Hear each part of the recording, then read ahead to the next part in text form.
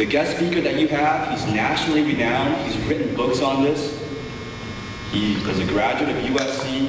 He knows the game of social media. He's going to teach you some skills. So make sure that you focus down and pay attention and listen to his message. Okay, so without further ado, it is an honor to introduce to you Mr. Josh Ochs, our presenter for today. Okay, round of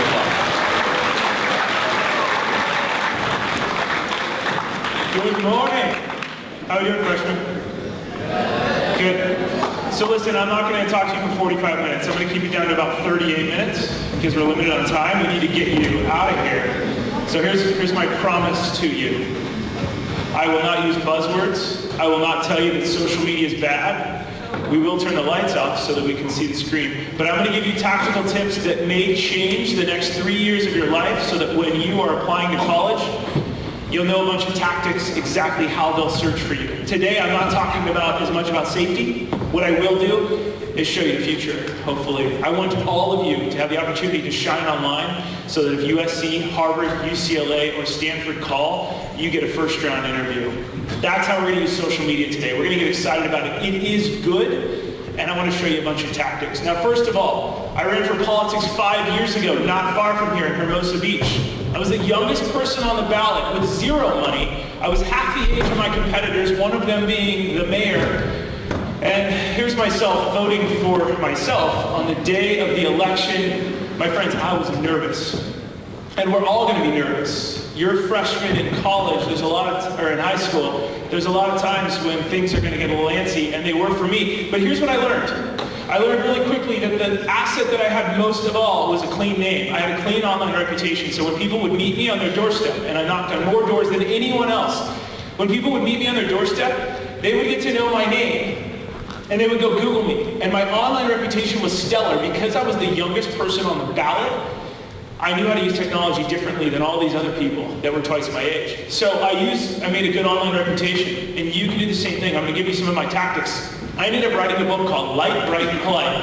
A bunch of big brands picked me up and said, can you teach us how to win over customers so that we can make more money using your political tactics that you use? And now I wrote another book called Light, Bright, and Polite for people like yourself, trying to win over colleges. So this teaches you how to win over customers, and then the green one, how to win over colleges. If you want to work at any one of these companies, we've used these techniques on them. These are the secrets to get into them. I used to work at this firm, and it works on just about every one of these. Okay, raise your hand if you have an iPhone. The whole room. How about an Android? Okay, 5% of us. How about the Vine app? Who's used it in the last month? Raise your hand. All right, about 40% of us. Next, who's used Instagram? Okay, most of us. Next, Kik versus WhatsApp. Who's used Kik? No talking, guys. Come on, let's move quick. All right, next, Snapchat. The whole room, I know. Great. Twitter. Awesome, about 30% of us. Yik, Yak, or Whisper. Anybody? Okay. Now we're going to play a fun game. Let's move quick. I think you'll enjoy this. It's called Miley Cyrus versus Hannah Montana. We're going to look at tweets from her and her, but guess what? As they're having fun on Twitter, we're also going to ask ourselves, what would USC, UCLA, Stanford, or Harvard say about their Twitter? Now, today, remember, social media is not bad. Today is not about safety. You all, in my eyes, are adults. You all, I hope someday will interview for my firm as an intern to learn a bunch of online marketing tactics. I hope that you use these tactics before you interview anywhere so that you will shine online. Because social media can be very good, and we need to get you on social in the next year or two with an online resume. So here we go. I'm going to show you how Miley Cyrus will upset her teacher, how she's going to upset her coach, how she'll be dramatic, how she'll upset the cheer team. And if you are dying to know exactly what tweet to send to get fired, I will show you exactly the tweet you could send right before you interview at one of the world's biggest firms. Here we go. How would Miley Cyrus upset her teacher? She'd say this. This class is so lame, I'd rather be home sleeping. Which is totally viable. I get it. We're all tired. We don't always want to be here. That's fine. But how could we improve that to impress a big college? Next, I'm ready for the weekend. One on the left is going to piss off the college. One on the right is going to be a lot better. Next, how to upset your coach. The other football team sucks. I hope they lose. Totally viable. I know you're rooting for your team, but how can we root on Twitter in a better way? We're up by 24 points. Go team. Right? Which one is Stanford going to want to look at? Probably the one on the right. How would I be dramatic? Well, Miley Cyrus would say, hey, Steve, I'm glad we broke up. You're an idiot. You made me cry. Right? Versus, I'm so lucky that I have great friends to support me. Once again, tweet what you want. Just be very careful. Are you going to be on the left? Are you going to be on the right? And the last one, how to upset the cheer team. Our cheer team needs help. Sally keeps falling. Poor Sally. All right, versus I think next year I'm trying out for the cheer team. Notice the sad face on the left. You can be a part of the problem or you can be a part of the solution. Which one are you going to be a part of? Once again, you should be tweeting. You just need to lay the groundwork for solutions. All right, this is where we get into the fun one. Cisco is a pretty awesome company. Before we get started, everybody in this room, because you're all freshmen and all excited at this awesome school, has a best friend. Some of you are poking each other right now. Your best friends sitting next to each other. Do you know what a best friend, do you know how to make a best friend? It's close proximity, and you bump into each other every day, and you sit next to each other, right? But guess what? Same thing happens in the real world, in college and in the world's biggest company. If you are at Cisco, you have 72,000 chances to bump into the same person every day and have a best friend. You also can travel to 65 plus countries with the firm and 12 billion in revenue. You know what that means? You can make as much money as you want and never have to worry about buying the latest iPhone and other stuff. And the coolest part is their technology is in just about every TV nationwide. It's pretty cool tech. It's a good company to work for. Even if it's your first firm and even if you're doing grunt work, it is an awesome place to start your career. Now, I want to show you how to get fired from there. A young woman got a job offer right out of college. She got a job offer on a Friday afternoon, perhaps. She got a call, and they said, we'd like to have you in and start on Monday. We love what you look like online. We've seen your paper resume. You interviewed well in person. We would love for you to come in on Monday. She goes, great. Wow, it's soon. Okay, awesome. Thank you. I'll see you on Monday. How exciting. What did she do next? She went to Twitter. Here's exactly the tweet that you can send if you want to get fired from that awesome company we just looked at called Cisco. She said, Cisco just offered me a job. Now I have to wait a fat paycheck against the daily commute and hating the work. Now, let me ask you a question. Cisco being a consumer products company, they make consumer electronics. Do you think they listen for their name on Twitter even if you don't include the little @ sign up there? Yeah, you know why? They listen because they sell products to not only to small businesses but also consumers. And if you are upset with the product, statistically you'll tell 12 to 20 people, oh, I hate those products. They want to get you on the phone quickly to figure out what went wrong with the product so that you don't tell those 12 to 20 friends, because that could ruin their whole business in the long run. So guess what? Not only their HR department listens on Twitter, but also their social media department. But guess what? Also the heads of sales. Here's a senior VP that caught her tweeting this. And this company has been so good to this senior VP providing an income, putting his kids through high school and college, that he discovered this tweet and he sent this tweet out. Here we go. Who is the hiring manager? I'm sure they would love to know that you will hate the work. We here at Cisco are versed in the web.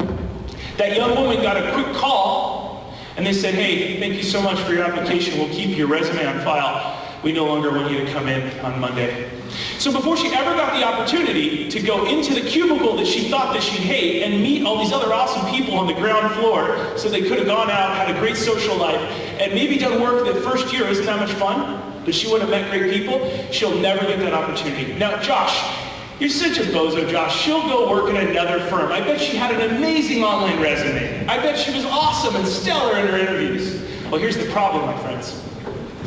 If you Google her name or those 3 underlined words, it turns out that her online resume is ruined. You see, that one tweet was picked up by CNN, ABC News, NBC News, Huffington Post, and so on. She has an uphill battle going forward because of one lazy tweet that she sent out. Now, what are 3 words I can use, Josh, to avoid this problem? Well, I want you to ask yourself these 3 words. It's a little checkbox in your head. Before you press send, and we all know you can't get it back. Sometimes you can, but not always. Ask yourself, is this light? Is it positive? Is it fun? If it is, check. Is this bright? Is this smart? Am I going to get fired from Cisco before I even get the opportunity to start my day job? Okay, check. I'm not going to get fired. And last, is this polite? Am I proud of it when my principal sees it on Twitter? If it is, it's light, bright, and polite. Let's do this together on the count of 3. 1, 2, 3, repeat after me. Light, bright, and polite. Let's do it one more time. Ready? 1, 2, 3. Light, bright, and polite. Thanks. All right. Josh, what is safe? You're talking about putting your best foot forward if something goes wrong, but Snapchat's pretty safe, right, Josh? It is, but what I want to do is show you a very personal story on how our best friends in this room can get us in a lot more trouble than the mean people at school. So let me tell you a personal story about well, first of all, my friend Kim Kardashian. You took a screenshot of my Snapchat. I trusted you. Raise your hand if that's happened to a friend of yours in this room. Anybody? Okay, a third of the room. All right, let me tell you a very personal story about how I almost got my friend in trouble. My friend Blake sent me a Snapchat video saying, "Happy birthday. Hope you're doing a great job." And he sang happy birthday. It was very positive, very motivational, pretty nice. But at the very end, he said, "Why don't we ditch work tomorrow? I'll call in sick, Josh, and we'll go surfing. Surf's huge tomorrow." So I thought, well, that's awesome, but that's a really motivational video. So I downloaded it, and I texted it to him in my iPhone. Now, I downloaded it not so he could view it once in his iPhone, but he could view it 1,000 times, right? So he calls me and goes, "Dude, what'd you just do?" I said, "Well, what do you mean? Thanks for the happy birthday message." He goes, how'd you do that? How'd you do that step right there? I said, "Well, you sent me something, and I sent it back to you. What are you talking about?" He said, "You don't understand. Snapchat promises me that nobody can view my video or pictures more than once. And it'll tell me if they screenshot the actual image like Kim Kardashian just taught us, right?" I said, "Well, there's other apps you can do. You can download anything you want now." He goes, you don't understand, Josh. The creepy thing about what you just did is when you watched it and then downloaded it and sent it to me, it shows that you never even viewed it, let alone that you downloaded it and can share it anywhere." I said, "Yeah, do you want me to share it on Facebook? Because it really is my favorite happy birthday message. Thank you." He goes, No.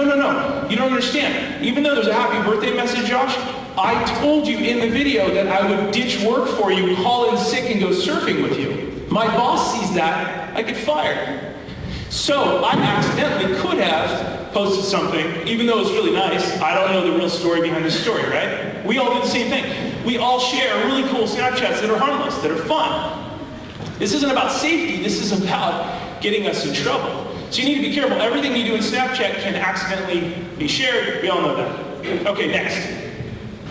Josh, what about party pictures? I go to a lot of events. I'm a freshman. I'm kind of popular in my class. Now, I know you guys don't care about popularity as much, but during my election, I had to get as many votes as possible. As a poor politician, you need to figure out every scrappy way to get as many people to see your stuff. So let me show you a couple techniques that I used, and if you want to use them, you can. This works for Instagram, and this works at parties. My tip is volunteer your phone when somebody says, "Let's take a group photo." Here's what that looks like. Somebody says, "Hey, let's take a fun photo." Grab your iPhone or your Android, and just say, "Hey, here you go, use mine. Take 4 or 5 of them, I got plenty of space." You jump in the middle of the photo, snap a classy photo, not one with a bunch of peace signs or tongue sticking out. Just a classy photo. Then at the end of the night, you're the one with all the pictures. That means you get to pick the one not where you all look drunk, not where you look silly, and not where you look like dorks, but the one where not only you look great, but your friends also look great. So now you're a brand manager for yourself and your friends. You post that one photo online. Now, what do you think colleges want to see? Do they want to see quantity of photos or quality? Quality. What do you think Instagram wants? They want quality too. How many of us have a friend that posts way too much on Instagram and they take up your whole feed? I know, it's annoying, right? You know what we call those people? You know what you can tell your friend? You can say, "Hey, please stop being a fire hose." They're just quantity over quality. So with this technique, you can tag your friends. Guess what? You can then turn your Instagram into a portfolio. And that's where I ask you this question. Every post you send out is like a button on an elevator. It's either going to take you up or it's going to take you down. And you have to ask yourself, okay, am I proud of that? We'll talk about that in a second. Who's searched for themselves in the last month online on Google or Bing or whatever? Okay. How many of you searched for your parents? Have you guys ever Googled your parents? How many of you think your parents have Googled you? Cool. All right. Let's go ahead and talk about, now I normally only share this with juniors and seniors. I was going to skip through these slides. Do you guys want to learn how to manage your online Google reputation? Yeah. All right, here we go. Now you've got 2 or 3 years out, but if you use this little simple technique, you'll be able to know exactly what Stanford, Harvard, USC, UCLA see UX. I'm about to show you the mistake I made in politics and show you how you can save 6 to 9 months so that you don't have to learn the hard way like I did. Now, first of all, let's go to Google. What's wrong with this image? I'm about to search for myself the wrong way. Why is that? Because do you see how I'm logged in up there? That's because I'm in Chrome, I logged into Gmail, or I've been into YouTube and I'm logged in and left my account open. Why is that bad, Josh? Because Google owns YouTube and Gmail and Chrome. So guess what's Google's job in the world is? Take the world's info, make it easy to search for one person or one pizza joint or anything else in one search to find everything you need. So if you search for a topic in there and they know that they can give it to you in one search, they need to make sure they know what everybody wants. And by logging into Gmail, they know more about you than you think. So when you're logged in, you get this image. Do you see the little personalized results up there? And you see how it goes, hey, that topic matches somebody in your database. That's you, dude. Well, here's the problem. This is what colleges see. They see a very different set of people. You see how they don't actually see one of those results? And uh-oh, what's this? They get images. What do you think a college is going to click on first? Probably the images. So I'm going to show you how to get to the college side. 2 ways to do that. You could go log out of Gmail, log out of Instagram, log out of Twitter, log out of everything else, and then go back and search in Chrome or Firefox or Safari. Or you could use this little tactical tip. In the upper right of Chrome, you see a little tiny message box or the settings box. You click New Incognito Window. Or in Firefox, you do Private Window. Same thing for Safari and Firefox. All you have to remember is Private Window versus Incognito Window. Who's ever used this? Raise your hands. About 10 of us in the whole room. Now, what I'm about to give you is a chance for you to study your online image. Those of you listening in the far right over here, my friends, on the left, you guys looking at me? Yeah. They're not. You want to poke them? All right, here we go. Private versus incognito. What does this mean? If you jump over into incognito mode, you see the little creepy little spy guy in the upper right. It's hard to see him. He's basically saying, hey, I left all of your tabs open in the back. And for this one experience, you can go to Google and you will be signed out of all of your stuff just for this one window. That does not mean you can do anything illegal. The FBI still knows what we're doing. The school can kind of still know what we're doing off campus and on campus. What I mean is, now I can go search, see how it says sign out? Or sign in? Now I can search for myself like a college would see me. And the first search delivers, wow, pictures. If I click on those pictures, I fall into one of 4 categories. I fall into party mode, which means red cups, which my friends could get me into, even though I might be wholesome. And I know everybody in this room is great, but if you hang out with party mode people, your online or real life relationships can tie you into some online Googling that makes red cups come up. We'll show you what that looks like next. Selfie mode, silly and off topic. When people Google you and they see that you're a volleyball expert and you're in CIF, do volleyball photos pop up? I'll show you what that looks like. Who is that? That's mode number 3. Whenever you search, and most of us in this room have searched for ourselves probably, and other people come up. I'll show you what that looks like. And then last is positive and on topic. When a college searches for you in the next 3 years, have you done a bunch of these tips I'm about to give you to make sure that whether you're good at the violin, you're good at football, you're great at volleyball, or something else, that those pictures come up? Here we go. What does it look like to be in party mode? Well, if you are dressed like a red cup, holding a red cup, you, my friends, are in mode number 1, party mode. It doesn't mean that you are, it could mean that your friends are, so be careful. Your close real-life relationships tie you in online. What does silly and off-topic mean? Well, that's selfie mode. And that's a little bit of Miley Cyrus. where it's just a bunch of tongue sticking out and selfies. And this is fine, selfies are not bad, but when a college sees you, you're competing against some of the world's brightest. Here in Southern California, we have the best schools, and I don't care if you want to go to Yale, Harvard, or Ivy League, it is getting harder and harder, and if this comes up, I'm telling you, my friends, I genuinely care about you getting a first-round in-person interview. It's going to be hard to compete with everybody else that doesn't have these. Next, who are these people? I'm going to show you some tactics to get by this. And last, this is positive and on topic. It's where you're relevant, you're light, bright, and polite. But here's the problem. These are my results.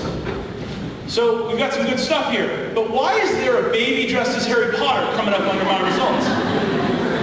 It's because 2 years ago, I was on Pinterest, and it made total sense to throw in a bunch of babies dressed as Halloween outfits into the adorable pictures worth sharing.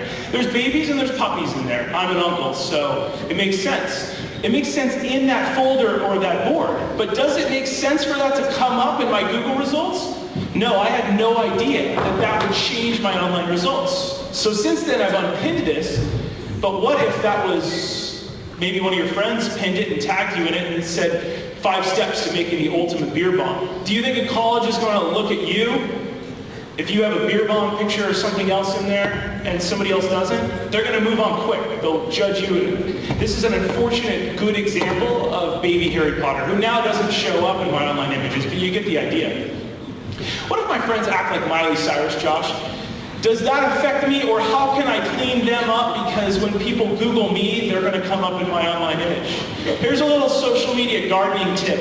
Look at your best friend's image on Twitter or Instagram and ask yourself, what one picture should they remove so they look better and I can control my online image better, because we're both going to come up eventually. So, go to your friend and explain to them what colleges will think, and here's how you can explain it. Hey Sally, who keeps falling in her online thing. Sally, listen, remember when your grandma she had a 60th birthday party, and remember how she only drinks water, but some bozo bought only red cups for the party? And so when someone went to the bathroom and you held their red cup and yours, even though you're only drinking water, it looks like you're double fisting it.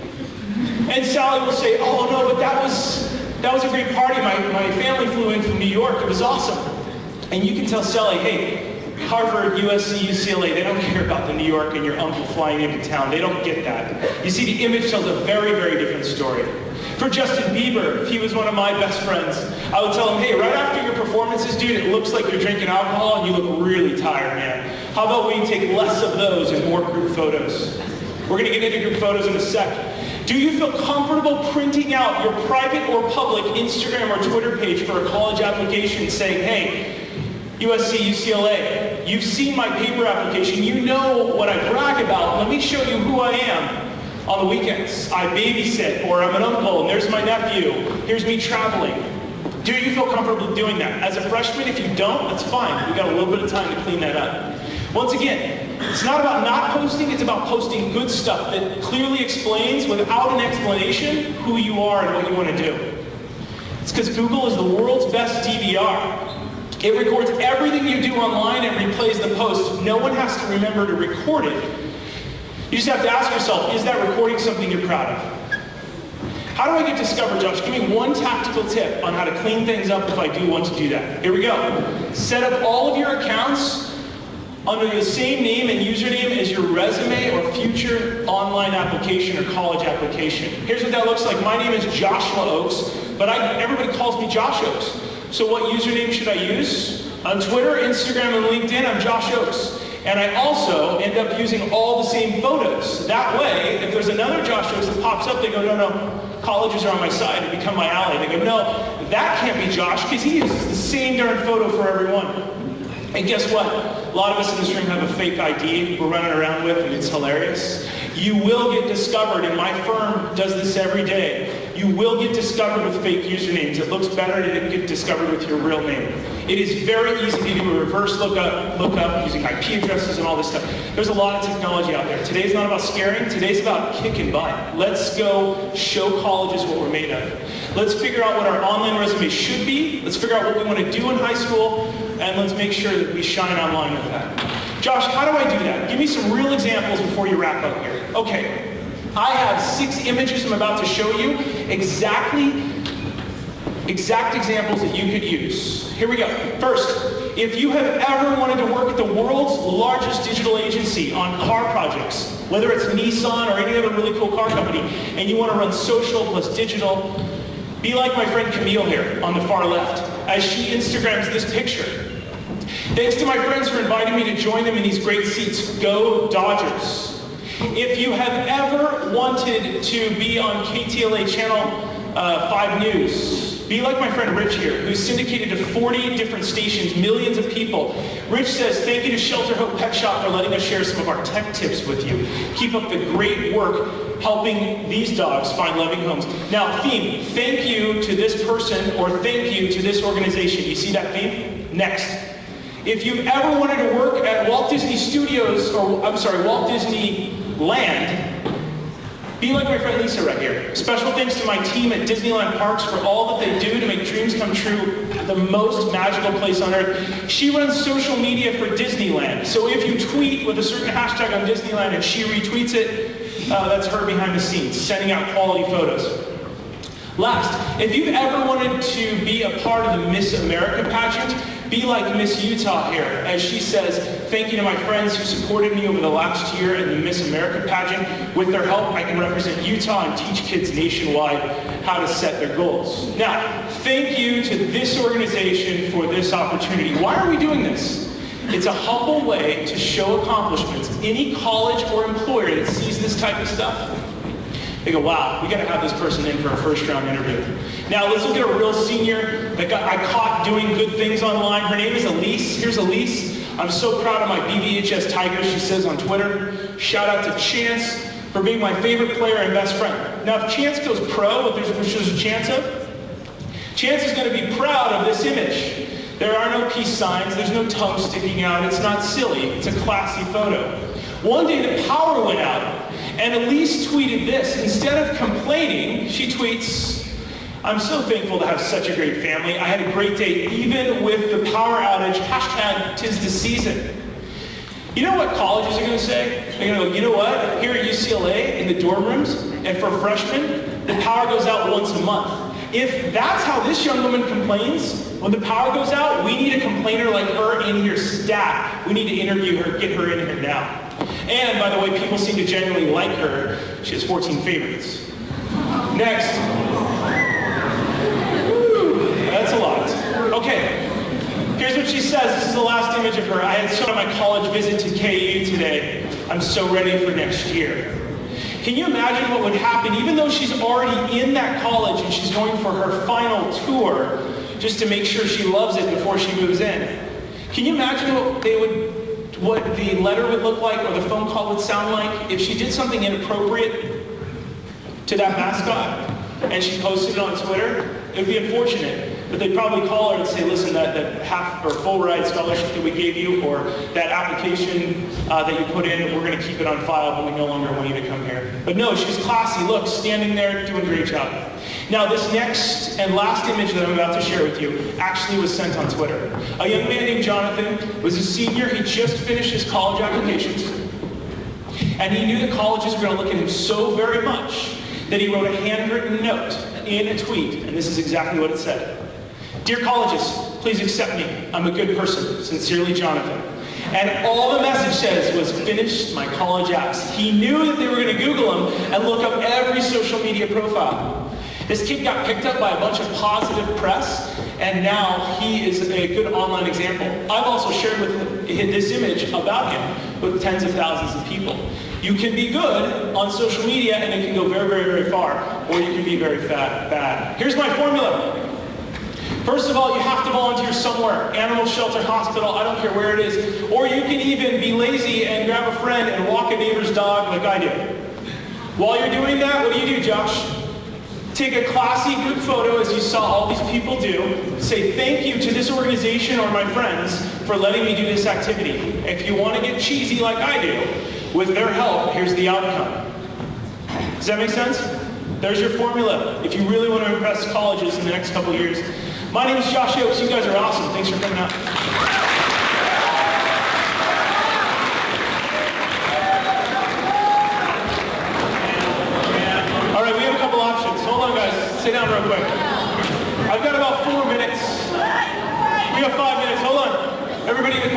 I don't ever do this, but are there any questions you have? We have 3, 4, 5 minutes. You guys are going to sit here anyways. Give me questions that you want to answer. College-specific questions, how to look good. Okay, we have one question over here. Guys in the corner? Yes, go ahead. What if your accounts are private? Perfectly acceptable to be private. Understand that every online network eventually accidentally clicks to public. Facebook used to do this all the time. I know not many of us in this room want to be on Facebook, but they click over to public, and on Instagram they used to have this setting where you're private, but there's a little share button next to every image. They just turn that off. Your friends can still share your stuff. So if you're private, it's good, but understand that when you're 15 and a half to 16, you're probably going to want to go public, have that conversation with your parents and your teachers, but you eventually want to go public so they can discover you. If you're 100% private, sometimes it's not that great. Very good question. Yes? If I follow you on Instagram, would you follow me back? If you follow me on Instagram, I'll think about it. Yes, next.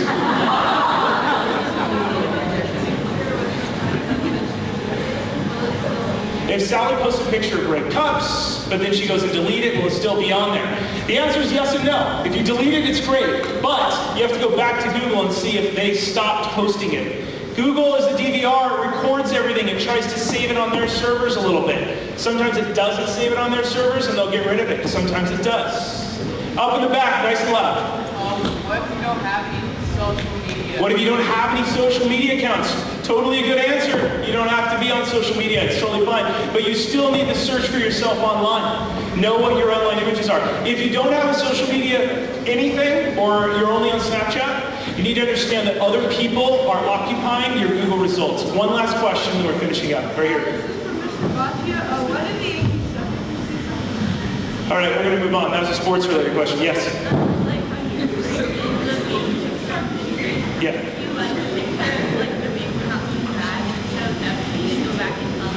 Yeah, so if you like something, it changes your Google results. Do you need to go back and unlike it? If it's off topic and it doesn't help you, if it's in the gray zone, yeah, you probably should. It doesn't help you. One last question and we're done. Yes, in the far back, nice and loud. It's make it on topic. What if you have a really common name? What if you have a great common name? All right, perfect question. This is the perfect last question. What if you have a very common name and all the usernames are taken and it's hard to compete with a celebrity under the same name? Take your middle initial and start using that in the usernames. What if somebody else has that? Start doing all kinds of other things. I have a whole other slide about that, which I won't get into, but start Googling around middle initials. Use your middle initial in your college applications. Tell them kindly, say, hey, USC, use my middle initial when you search for me. It'll save you time and you'll only get my results. They'll appreciate that because you're saving them a lot of time. Hey guys, I want to thank you for having me out. You guys are awesome.